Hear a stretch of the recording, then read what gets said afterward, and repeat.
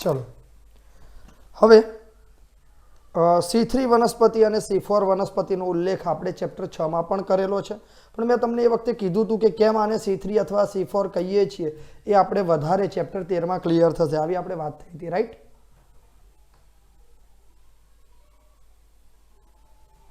अवाज आवे छे बधाने मारो? यस ओके, स्क्रीन देखाय छे? यस ओके, कारण के बेटा अत्यारे अपडेट थया पछी बधुं पूछवुं पड़े, पाछुं कंई नवुं थई गयुं होय तो बधुं अटकी जाय। चलो, तो आपणे ए वखते एवी वात करी हती के भाई उष्णकटिबंधीय विस्तारमां अनुकूलन पामेली जे वनस्पतिओ छे ए C4 वनस्पतिओ छे। मोटे भागे C4 में बात करिए तो आपणे एकदળી वनस्पतिनी बात करी थी, राइट? C4 में मोटे भागे आपणे कई वनस्पतिनी बात करी थी? याद छे बधाने? वांच्युं छे बधाए? कई वांधो नहीं, चलो मारे तो रोज रोज थोड़ू जवा देवाशे। C3 में आपणे एवुं कीधुं तो कि फॉस्फोग्लिसरिक एसिड के जे 3 कार्बन युक्त संयोजन छे ए आपणे सौ प्रथम प्राप्त थाय छे, एटले आपणे एने C3 पद कीधो, राइट? यस ओके, अहींया आपणे C4 कहीए छीए। इट मीन्स अहींया आपणे एटली खबर पड़वी जोईए कि अहींया प्रथम जे पण संयोजन मळतुं हशे ए केटला कार्बन धरावे छे।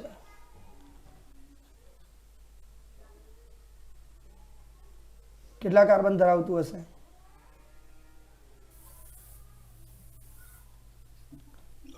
4 कार्बन, कारण के आपणे एने शुं कीधुं?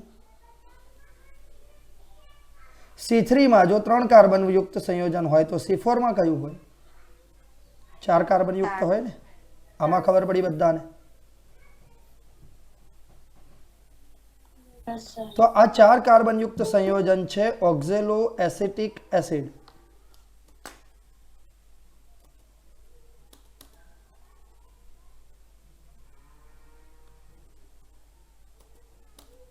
तो C4 वनस्पति में सौ प्रथम जे पण 4 कार्बन युक्त संयोजन आपने प्राप्त थाय छे ए छे ऑक्जेलो एसिटिक एसिड। बोलो आमा खबर पड़ी? ओके, हवे ए पण याद राखो कि भले C3 परिपथवाड़ी वनस्पति होय के C4 परिपथवाड़ी वनस्पति होय, पण बंनेमां जैव संश्लेषण परिपथ तरीके C3 परिपथ अथवा तो केल्विन चक्र ज होय छे। तो हवे तमने एवो सवाल ना थाय कि साहेब आपणे आने C4 वनस्पति कहीए छीए, तमे एवुं कीधुं कि C4 वनस्पति में ऑक्जेलो एसिटिक एसिड बने छे तो एमां C3 परिपथ केवी रीते आव्यो? थाय के नहीं? यस जोईए, चलो आगळ। तो अहींया ज्यारे आपणे C3 वनस्पति होय के C4 वनस्पति होय बंने कम्बाइंड रीते C3 परिपथ में प्रवेश करे ने करे ज, तो बंने में फरक शू? तो कि भाई बंने में फरक जे छे ए पुलकंचुक कोषोनो फरक छे। कयो छे? पुलकंचुक कोषोनो। कि भाई आपणे एकदम सिंपल बात करिए तो कि भाई जे C3 वनस्पति छे ए C3 वनस्पतिनी आखी जैव संश्लेषण क्रिया ए मध्यपर्ण पेशी में थाय छे। आवी तो खबर छे ने बधाने?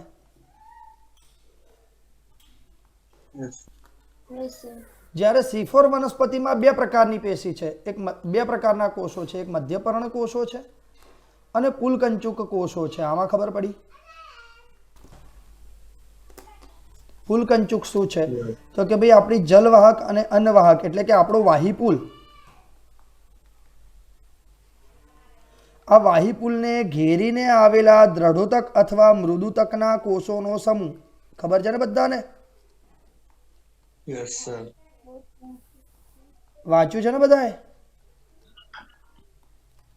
तो वाहीपुलने घेरीने आवेला दृढोतक अथवा मृदुतकना कोषोना समूहने पुलकंचुक कोषो कहेवामां आवे छे। मतलब C3 वनस्पति जे छे ए C3 वनस्पतिनी अंदर मात्र ने मात्र मध्यपर्ण पेशी जे अहींया आपणे होय छे ते अने C4 वनस्पति में आ मध्यपर्ण पेशीनी साथे साथे पुलकंचुक कोषो पण जैव संश्लेषण प्रक्रिया में भाग ले छे। बोलो आमा खबर पड़ी?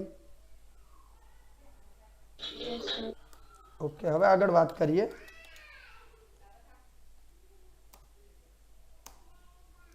કે C4 વનસ્પતિઓમાં વિશિષ્ટતા એવી છે કે એની અંતસ્થ રચના જે છે એ ઊંચા તાપમાનને સહન કરી શકે તે માટે અનુકૂલિત છે. આ અનુકૂલન કયું છે? તો કે ભાઈ આ અનુકૂલન છે પુલકંચુક કોષો. હવે પાછો અહીંયા એક નવો શબ્દ છે કે તેઓ પ્રકાશની ઊંચી તીવ્રતામાં પણ ચોક્કસ પ્રકારની પ્રતિક્રિયા દર્શાવે છે.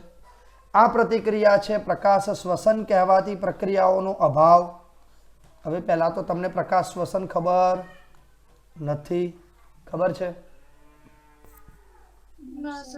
ઓકે, આપણી આના પછીની જે થિયરી છે C4 પરિપથ પછી, એ થિયરી પ્રકાશ શ્વસન અથવા C2 પરિપથ છે. બરાબર, તો એ આપણે જોઈશું. તો એ પ્રકાશ શ્વસનની ક્રિયા તમે સમજશો એટલે ખબર પડશે તમને કે ભાઈ ઊંચી તીવ્રતા જ્યારે પ્રકાશની હોય ત્યારે પ્રકાશ શ્વસન એ C3 વનસ્પતિમાં થાય છે, પણ C4 માં એનો અભાવ જોવા મળે છે. બરાબર, ઓકે.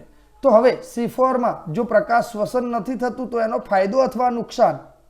તો જૈવભારની દ્રષ્ટિએ ફાયદો કેવો? તો કે ભાઈ જૈવભાર ખૂબ જ ઊંચી ઉત્પાદકતામાં જોવા મળે છે.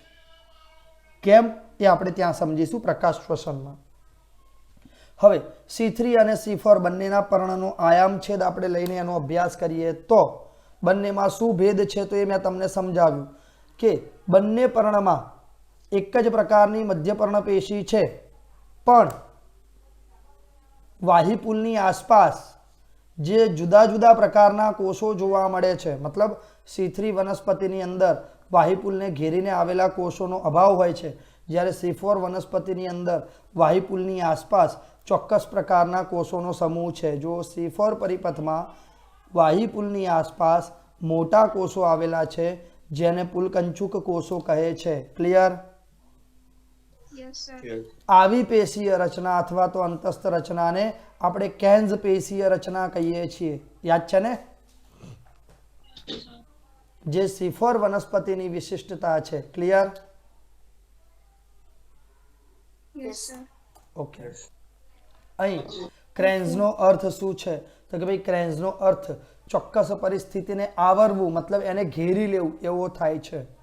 બરાબર, તો વાહિપુલની આસપાસ જે પુલકંચુકીય કોષોનું સ્તર છે જે વાહિપુલને ઘેરીને આવેલું હોય છે એના કારણે આને ક્રેન્ઝ પેશી રચના કહેવામાં આવે છે. ક્લિયર? યસ. ઓકે. હવે આ પુલકંચુકીય કોષો છે એમાં હરિતકણની સંખ્યા છે એ કેવી હોય છે? વધુ જોવા મળે છે. તો તેઓની જાડી કોષ દિવાલ વાત વિનિમય માટે, મતલબ વાયુઓની આપલે માટે અપ્રવેશશીલ છે. મતલબ કે જે વાયુ બહારથી અંદર પ્રવેશવો જોઈએ એ પ્રવેશી શકતો નથી. બીજું, આંતરકોષીય અવકાશનો અભાવ છે.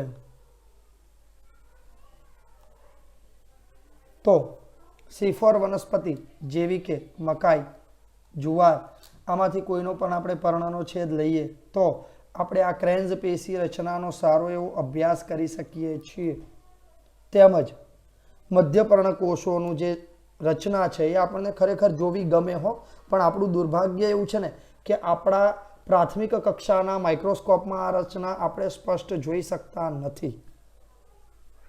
યાદ રાખો, હું એવું નથી કહેતો નથી જોઈ શકતા, હું એવું કહું છું સ્પષ્ટ નથી જોઈ શકતા. ખ્યાલ આવે છે? હા.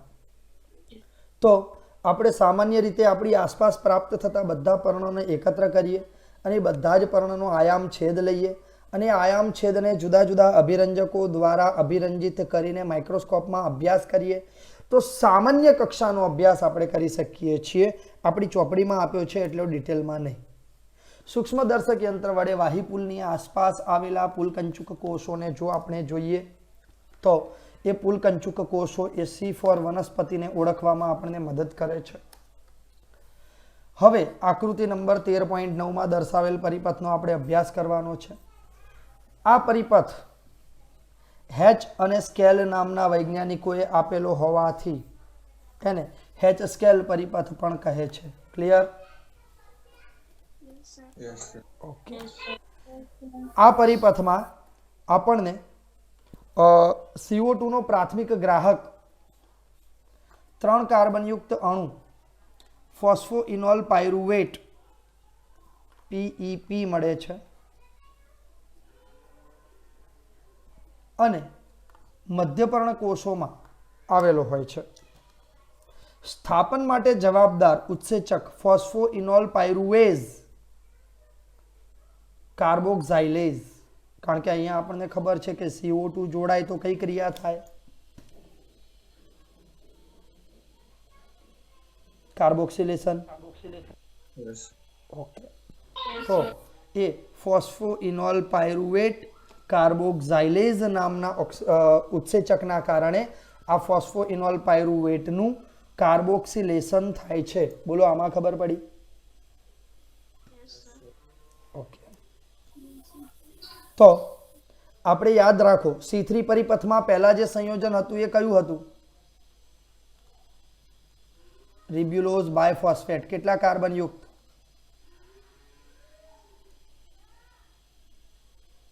5 કાર્બન યુક્ત. એનું કાર્બોક્સિલેશન થયું હતું, યાદ છે ને? Yes, sir. કયો ઉત્સેચક હતો અહીંયા?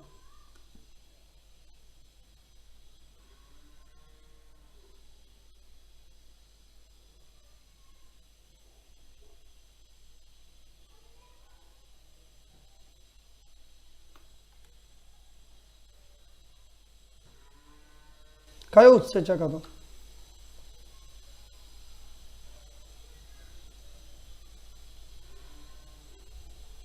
રિબ્યુલોઝ બાયફોસ્ફેટ કાર્બોક્સાઇલેઝ ઓક્સિજનેઝ રૂબિસ્કો, આવું આપણે કીધું હતું.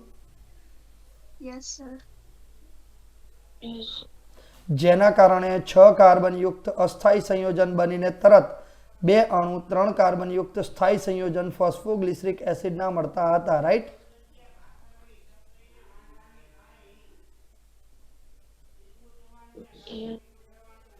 C3 પરિપથ તૈયાર નથી કર્યો. સરસ. ચલો, અહીંયા ફોસ્ફોઇનોલ પાયરુવેટ કે જે 3 કાર્બન યુક્ત સંયોજન છે એનું કાર્બોક્સિલેશન થાય છે કયા ઉત્સેચકના કારણે? તો કે ભાઈ ફોસ્ફોઇનોલ પાયરુવેટ કાર્બોક્સાઇલેઝ એટલે C કેસ, બરાબર. જેના કારણે 3 કાર્બન હતા, એક ઉમેરાયો એટલે 4 કાર્બન યુક્ત ઓક્ઝેલો એસિટિક એસિડ.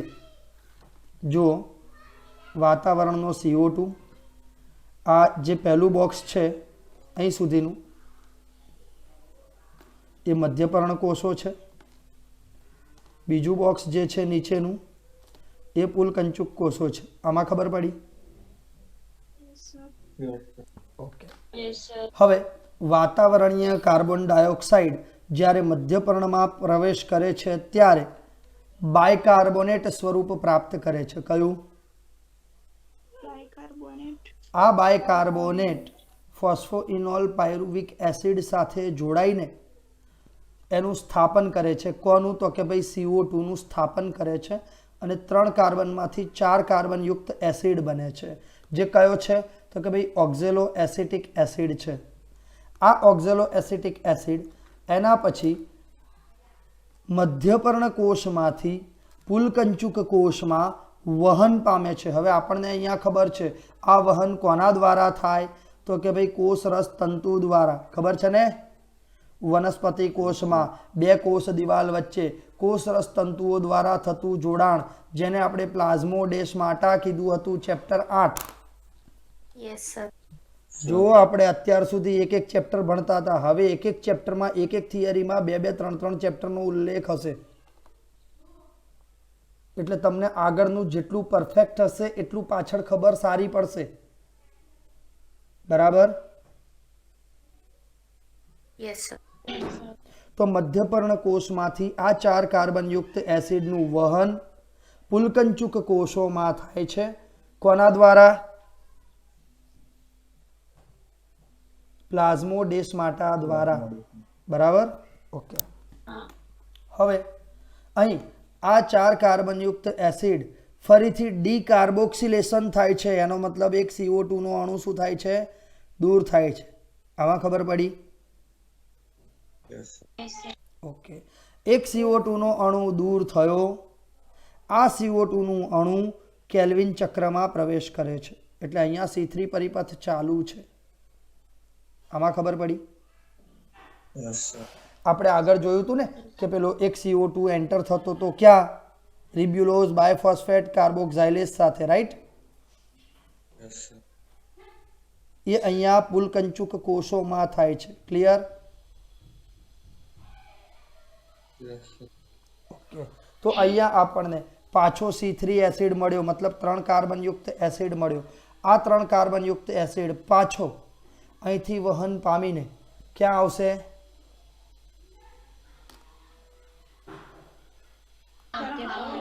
મધ્યપર્ણ કોષમાં. આ મધ્યપર્ણ કોષમાં પ્રવેશ કરેલો 3 કાર્બનયુક્ત એસિડ ફોસ્ફેટ સાથે જોડાય છે, એટલે કે એનું ફોસ્ફોરીકરણ થાય છે અને ફોસ્ફોઇનોલ પાયરુવિક એસિડનું નિર્માણ કરે છે, એટલે કે એનું પુનઃસર્જન કરે છે. બોલો, આમાં ખબર પડી? Yes, sir. Yes, sir. આ આખા ચક્રમાં કોઈને ક્યાંય ડાઉટ છે બેટા? ફરીથી જોઈ લો. વાતાવરણીય CO2 સૌ પ્રથમ ક્યાં પ્રવેશ કરે છે? મધ્યપર્ણ. ઉભા રહો, પહેલા ક્લિયર કરી નાખું, પછી આપણે જોઈએ એટલે વધારે ખ્યાલ આવે. વાતાવરણીય CO2 સૌ પ્રથમ મધ્યપર્ણ કોષમાં કયા સ્વરૂપે? HCO2. બાયકાર્બોનેટ સ્વરૂપે. કયા સ્વરૂપે? બાયકાર્બોનેટ સ્વરૂપે પ્રવેશ કરે છે, જે ફોસ્ફોઇનોલ પાયરુવેટ સાથે જોડાઈને સૌ પ્રથમ 4 કાર્બનયુક્ત એસિડનું નિર્માણ કરે છે. આ દરમિયાન કયો ઉત્સેચક કાર્ય કરે છે?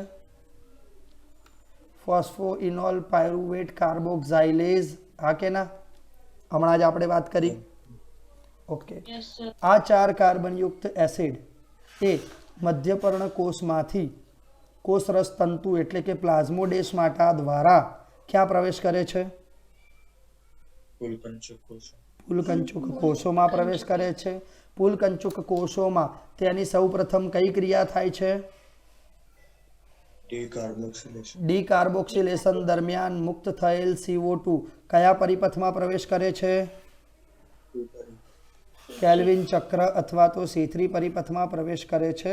ફળ સ્વરૂપ આપણને C3 એસિડ પ્રાપ્ત થાય છે. ક્લિયર? Yes, sir. આ 3 કાર્બનયુક્ત એસિડ એ ફરીથી પ્લાઝ્મોડેસ્માટા દ્વારા ક્યાં પ્રવેશ કરશે? મધ્યપર્ણ કોષ. મધ્યપર્ણ કોષોમાં. જે એસિડ ફોસ્ફેટ સાથે જોડાય છે અને ફરીથી પાછો આપણને ફોસ્ફોઇનોલ પાયરુવેટ આપે છે. ક્લિયર?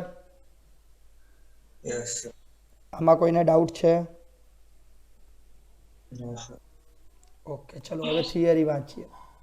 તો સલ્ફર યુક્ત એસિડ ઓક્ઝેલો એસિટિક એસિડ મધ્યપર્ણના કોષોમાં નિર્માણ પામે છે. ત્યારબાદ તે મધ્યપર્ણના કોષમાં અન્ય 4 કાર્બનયુક્ત સંયોજન મેલિક એસિડ, એટલે કે અહીંયા જે C4 એસિડ બન્યા, પહેલા બન્યો કયો? તો કે ભાઈ ઓક્ઝેલો એસિટિક એસિડ. એમાંથી જો અહીંયા બીજું સ્ટેપ આપ્યું છે એ કયો છે? તો કે ભાઈ મેલિક એસિડ. કયો છે? Malic acid. આ મેલિક એસિડ અહીંથી કોષરસ તંતુ દ્વારા વહન પામે છે અને અહીંયા પણ મેલિક એસિડ જ પ્રવેશ કરે છે. ક્લિયર? Yes, sir. ઓકે. આ મેલિક એસિડનું ડીકાર્બોક્સિલેશન થાય છે અને 3 કાર્બનયુક્ત નવો એસિડ બને છે. પુલકંચુકીય કોષોમાં તેનો પ્રવેશ થાય છે. C4 એસિડ વિઘટન પામે છે. CO2 અને 3 કાર્બનયુક્ત એસિડ મુક્ત કરે છે. ક્લિયર? Yes, sir. ઓકે. હવે આ 3 કાર્બનયુક્ત અણુ પુનઃ પ્રવેશ કરે છે ક્યાં? મધ્યપર્ણ કોષ. મધ્યપર્ણમાં. ત્યારે અહીંયા જે 3 કાર્બનયુક્ત એસિડ આવ્યો એ ફોસ્ફોઇનોલ પાયરુવિક એસિડ હોય છે, જેનું ફોસ્ફોરીકરણ થાય એટલે કે એમાં ફોસ્ફેટ ઉમેરાય એટલે ફોસ્ફોઇનોલ પાયરુવિક એસિડનું નિર્માણ થાય છે. ક્લિયર? Yes, sir. ઓકે. તો પુલકંચુકીય કોષમાં રહેલા CO2, આ પુલકંચુકીય કોષમાં જે CO2 મુક્ત થયો એ CO2 અહીંયા કેલ્વિન ચક્રમાં સીધો પ્રવેશ કરે છે. ક્લિયર? Yes, sir. મતલબ કે કેલ્વિન પરિપથ હમણાં જ આપણે કીધું હતું કે C3 વનસ્પતિ હોય કે C4 વનસ્પતિ, C3 ચક્ર તો હોય ને હોય જ. Clear? Yes, sir. Yes, sir. અચ્છા, આ બંનેના C3 પરિપથમાં શું તફાવત છે એ કહેશો મને? કે સાહેબ C3 પરિપથમાં શું તફાવત હોય? એ તો બંનેમાં કોમન હોય ને? સર પેલું મધ્યપર્ણ કોષોમાં થાય, ફૂલકંચુકીય કોષો. એક્ઝેક્ટ આન્સર બેટા. એ ખાસ ધ્યાનમાં રાખજો કે આપણો C3 પરિપથ જે થાય છે C3 વનસ્પતિની અંદર મધ્યપર્ણ કોષોમાં થાય છે અને C4 વનસ્પતિની અંદર એ ફૂલકંચુકીય કોષોમાં થાય છે. ક્લિયર? Yes, sir. હવે અહીંયા બેનિફિટ શું છે? તો કે ભાઈ અહીંયા તો જે રૂબિસ્કોની જરૂરિયાત છે એ રૂબિસ્કો ફૂલકંચુકમાં પ્રચુર માત્રામાં છે, ઢગલો છે, અને ફોસ્ફોઇનોલ પાયરુવિક એસિડનો અભાવ છે. બરાબર? એટલે અહીંયા ધડાધડ જેવા CO2 મળતા જાય એવું કેલ્વિન ચક્ર ધડાધડ ચાલુ રહે. Clear? Yes, sir. Yes, sir. બીજું કે આ વનસ્પતિનો CO2 એક વખત અંદર આવી ગયો પછી ક્યાંય જવાનો નથી. બરાબર ને? Yes, sir. એટલે આને CO2 માટે અથવા તો CO2 નો અભાવ C4 વનસ્પતિને ક્યારેય નહીં થવાનો, કારણ કે એનો CO2 એટલે સેલ્ફ પ્રોડક્ટ છે, પોતાની જ પ્રોડક્ટ છે, ડીકાર્બોક્સિલેશનથી લે છે. જ્યારે C3 વનસ્પતિમાં શું થતું હતું? આ CO2 વાતાવરણમાંથી આવતો હતો, રાઈટ? Yes. તો કેટલીક વખત એવું ના બને કે વાતાવરણમાં CO2 જે મળવો જોઈએ એના બદલે O2 વધારે હોય તો O2 જોડાઈ જાય? કારણ કે આપણો ઉત્સેચક કયો છે?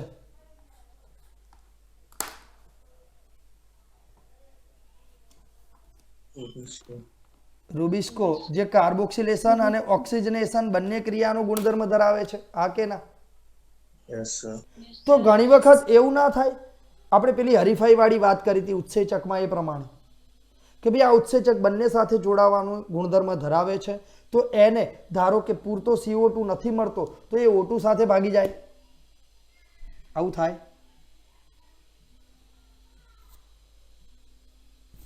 થાય કે ન થાય?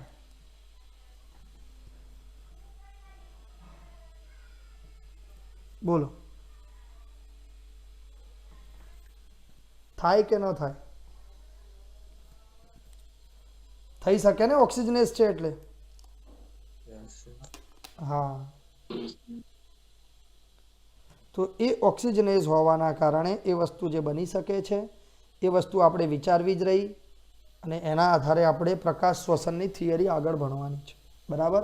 કારણ કે આપણને ખબર છે કે જ્યારે ઓક્સિજન જોડાય ત્યારે એ ક્રિયાને આપણે શું કહીએ છીએ?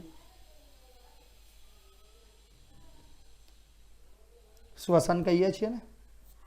Yes, sir. તો આ ઓક્સિજન પ્રકાશની હાજરીમાં જોડાય એટલે આપણે એને પ્રકાશ શ્વસન કહીશું. ક્લિયર? Yes, sir. તો આમ મૂળભૂત પરિપથ કે જેના પરિણામ સ્વરૂપ શર્કરાનું નિર્માણ થાય છે એ કયો છે?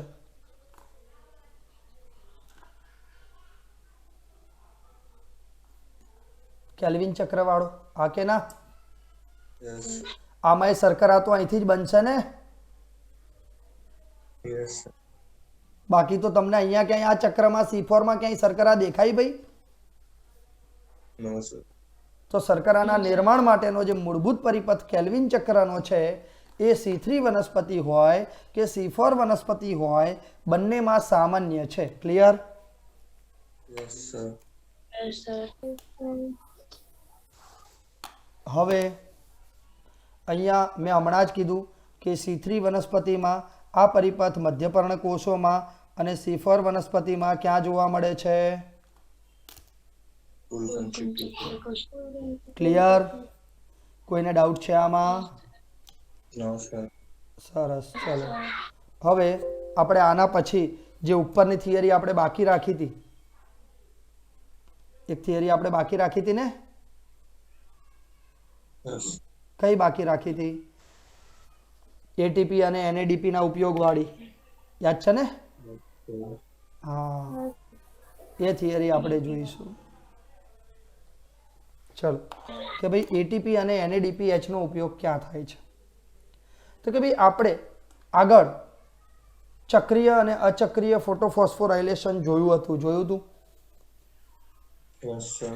ઓકે, ત્યાં આપણે એવું કીધું હતું કે પ્રકાશ પ્રક્રિયાની નિપજમાં આપણને એટીપી મળે છે, NADPH પ્લસ H પ્લસ મળે છે અને ઓક્સિજન મળે છે, રાઈટ?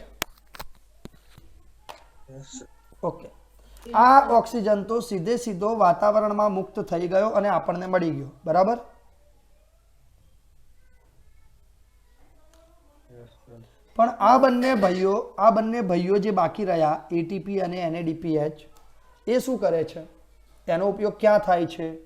તો એના માટે આપણે વાત કરી કે ભાઈ O2 છે એ હરિતકણની બહાર પ્રસરણ પામે છે, વાતાવરણમાં જતો રહે છે, જ્યારે એટીપી અને NADPH નો ઉપયોગ આહાર અથવા તો ચોક્કસ રીતે શર્કરાનું સંશ્લેષણ કરતી પ્રક્રિયામાં થાય છે, જેમાં આપણે C3 પરિપથમાં રિડક્શન વાળી પ્રક્રિયામાં 2 એટીપી અને 2 NADPH અને પુનઃસર્જન વાળી પ્રક્રિયામાં 1 એટીપી નો ઉપયોગ કર્યો હતો, રાઈટ? Yes, sir. ઓકે, મતલબ આપણે શર્કરાનું સંશ્લેષણ કરતા C3 પરિપથની અંદર આ વસ્તુનો ઉપયોગ કરીએ છીએ. Okay, Yes, sir. આમાં કોઈને ડાઉટ છે બેટા? No, sir. હવે ખબર પડી ને કેમ આ થિયરી બાકી રાખી હતી એ? Yes, sir. હા, હવે જુઓ, હવે બધું ફટાફટ ખબર પડશે. આ પ્રકાશ સંશ્લેષણનો જૈવ સંશ્લેષણ તબક્કો છે, જેને આપણે C3 પરિપથ અથવા તો કેલ્વિન ચક્ર કીધું, બરાબર ને? Yes, sir. યાદ રાખો, થિયરી ગમે તે પૂછાય, જૈવ સંશ્લેષણ તબક્કો પૂછાય, C3 પરિપથ પૂછાય કે કેલ્વિન ચક્ર પૂછાય, આપણે એક જ કથા લખવાની છે, બરાબર ને? Yes, sir. ઓકે, હવે આપણે આ જૈવ સંશ્લેષણ તબક્કાની અંદર ક્યાંય પ્રકાશના તરંગોનો અથવા તો પ્રકાશના કિરણોનો ઉપયોગ કર્યો ખરો?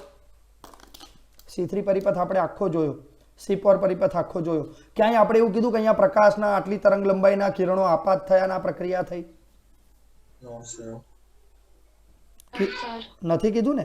એનો મતલબ જૈવ સંશ્લેષણ તબક્કામાં આપણે ક્યાંય સીધો પ્રકાશનો ઉપયોગ કરતા નથી. ક્લિયર?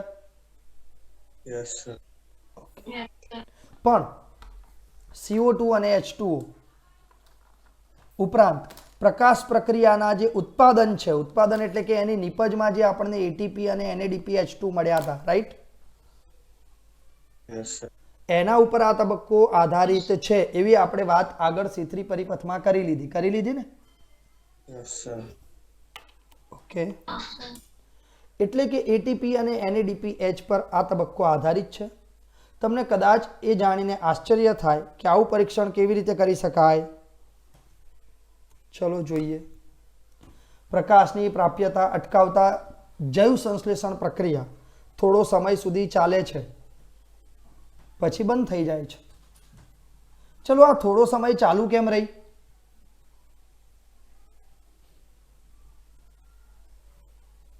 જૈવ સંશ્લેષણની પ્રક્રિયા સૂર્યપ્રકાશથી વનસ્પતિને દૂર કરતા થોડો સમય ચાલુ રહી, તો એ કેમ રહી?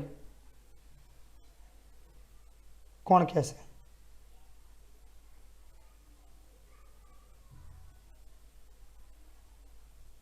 ના સમજ્યા?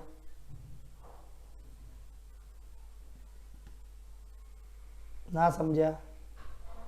સમજાવું? Yes, sir. સારું સારું, સમજાવું. ચલો, તમે સવારે નાસ્તો કરો છો? કરો છો કે નહીં? Yes, sir. હા, એનાથી તમને ઉર્જા મળે છે, રાઈટ? Yes, sir. સારું. તો એવું થાય છે કે તમારે જેટલી વખત કામ કરવું હોય એટલી વાર જમવા બેસવું પડે, પછી ઉર્જા મળે ને પછી કામ કરો? No, sir. નહીં.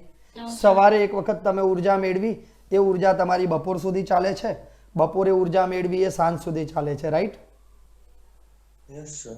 તો જેમ તમારી પાસે ઉર્જાનો જથ્થો જમા થયેલો પડ્યો છે, તેમ વનસ્પતિ પાસે પણ જ્યાં સુધી પ્રકાશ રાસાયણિક તબક્કો હતો, પાણીનું પ્રકાશ વિઘટન હતું, ચક્રીય અને અચક્રીય ફોટોફોસ્ફોરાયલેશન વાળી આપણી જે વાત છે, એ પ્રકાશની હાજરીમાં જે ફોસ્ફોરાયલેશન થયું અને એના આધારે એટીપી અને NADPH નું નિર્માણ થયું, એ જ્યાં સુધી મધ્યપર્ણ પેશીમાં કે પુલકંચુક કોષોમાં હાજર હશે ત્યાં સુધી પ્રકાશ મળે કે ન મળે C3 પદ ચાલુ રહેશે. ખ્યાલ આવ્યો?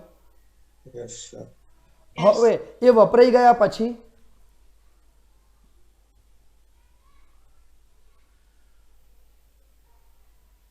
ચલો એટીપી પૂરા થઈ ગયા, NADPH પૂરા થઈ ગયા. હવે પ્રક્રિયા બંધ થશે ને? Yes sir. બસ આટલું ઇઝી રીતે વૈજ્ઞાનિકોએ જાણી લીધું કે ભાઈ ભલે અંધકાર તબક્કામાં ક્યાંય પ્રકાશની જરૂર નથી, પણ એની નીપજ વગર તો એ થતું નથી. ક્લિયર? Yes sir. કોઈ ડાઉટ બેટા અહીંયા? Yes. નો સર. ઓકે. તો ફરીથી પ્રકાશ આપવામાં આવે તો આ પ્રક્રિયા ફરીથી શરૂ થાય. ફરીથી શરૂ થઈ જાય. મતલબ સાબિત થઈ ગયું કે પ્રકાશની નીપજ ક્યાંકની ક્યાંક જૈવ સંશ્લેષણને અસર કરે છે. આ કે ના? Yes sir. ઓકે. આમ જૈવ સંશ્લેષણ અંધકાર પ્રક્રિયા છે ખરી, પણ આપણે એને એક્ઝેક્ટ એવું ન કહી શકીએ કે પ્રકાશની ગેરહાજરીમાં થાય છે. Clear? Yes sir. Yes, sir. Okay. હવે એ જોઈએ કે જૈવ સંશ્લેષણ તબક્કામાં એટીપી અને NADPH નો ઉપયોગ કેવી રીતે થાય છે. તો એના માટે આપણે આખું C3 પરિપથ જોયો કે નહીં? Yes sir. C3 પરિપથમાં આપણે એવું જોયું હતું કે કાર્બોક્સિલેશનમાં H2O અને CO2 જોડાય છે અને એનાથી આગળ આપણને રિડક્શન પછી નીચે પેલી શર્કરાઓ મળતી હતી, નીચે એરો કરીને, રાઈટ? Yes sir. તો એ શર્કરાના N અણુઓ આપણને મળે છે. ક્લિયર? Yes sir. ઓકે. વૈજ્ઞાનિકોની ઉત્સુકતાથી તેઓએ એવું પણ શોધ્યું કે આ પ્રક્રિયા કેવી રીતે પૂર્ણ થાય છે, અથવા એ જાણ્યું કે કેવી રીતે CO2 નો પ્રક્રિયામાં પ્રવેશ થાય છે, કઈ રીતે એનું સ્થાપન થાય છે, પહેલી નીપજ કઈ બને છે. આપણે પણ જોઈ લીધું ને C3 અને C4 માં કે બંનેમાં પહેલી નીપજ કઈ કઈ છે. આ કે ના? Yes sir. હા. ચલો દ્વિતીય વિશ્વયુદ્ધ પછી, કારણ કે ત્યાં સુધી તો માણસો નવરા નતા ને, ત્યાં સુધી તો અસ્ત્ર શસ્ત્રના સંશોધનમાં હતા, દરેકને પોતાનું અસ્તિત્વ બચાવવું હતું. બરાબર ને? Yes sir. હા. પછીથી એ લોકો નવરા પડ્યા નથી કે આ કામે લાગ્યા નથી, એટલે એ લોકોએ શું કર્યું કે ભાઈ ખરેખર કાર્બન ક્યાં જોડાય છે, કેવી રીતે જોડાય છે એ જાણવું છે. તો શું કરીશું? તો કે ભાઈ એક કામ કરો, એનો આઇસોટોપ એટલે કે સમસ્થાનિકનો ઉપયોગ કરો. બરાબર ને? નોર્મલ કાર્બન આપણો C12 આવે એ તો ખબર છે ને? Yes sir. એનો સમસ્થાનિક C14 રેડિયો આઇસોટોપ, એનો વૈજ્ઞાનિકોએ ઉપયોગ કર્યો. જેના કારણે એ લોકોએ એવું જોયું કે ભાઈ CO2 સ્થાપન દ્વારા સૌપ્રથમ 3 કાર્બન પરમાણુ ધરાવતું કાર્બનિક એસિડ સર્જાયું, અને જે સંપૂર્ણપણે જૈવ સંશ્લેષણ પરિપથમાં પ્રોપર કઈ રીતે કાર્ય કરે છે એની માહિતી આપણને મેલ્વિન કેલ્વિન નામના વૈજ્ઞાનિકે આપી, જેમણે લીલમાં આ પ્રકાશ સંશ્લેષણનો અભ્યાસ કર્યો હતો. આમાં ખબર પડી? Yes sir. આખો પરિપથ આપણે જોયેલો છે તો ખબર તો પડે જ ને? Yes sir. હા. સારું. આમ આ મેલ્વિન કેલ્વિને આપેલી માહિતીને આપણે કેલ્વિન ચક્ર કહીએ છીએ. સૌ પ્રથમ નીપજ આપણે જોયું હતું 3-ફોસ્ફોગ્લિસરિક એસિડ 3 કાર્બન યુક્ત મળી હતી. બરાબર ને? Yes sir. કેટલા કાર્બન પરમાણુઓ છે? તો કે ભાઈ 3. એટલે આપણે એને શું કીધું? C3 પરિપથ. બરાબર? Yes sir. ઓકે. વૈજ્ઞાનિકોએ હવે એવું પણ જાણવા પ્રયત્ન કર્યો કે શું બધી જ વનસ્પતિમાં ફોસ્ફોગ્લિસરિક એસિડ જ બને છે? બોલો. આપણી પાસે આનો જવાબ છે. શું બધી વનસ્પતિમાં 3 કાર્બન યુક્ત ફોસ્ફોગ્લિસરિક એસિડ જ બને છે? ના. ઓકે. કેટલીક વનસ્પતિમાં અન્ય નીપજ પણ પ્રાપ્ત થઈ, જેમાં કેટલા કાર્બન હતા?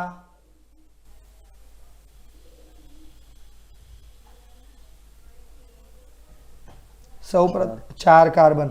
આ 4 કાર્બન યુક્ત અણુ જે પણ આપણને પ્રાપ્ત થયો એ કયો હતો?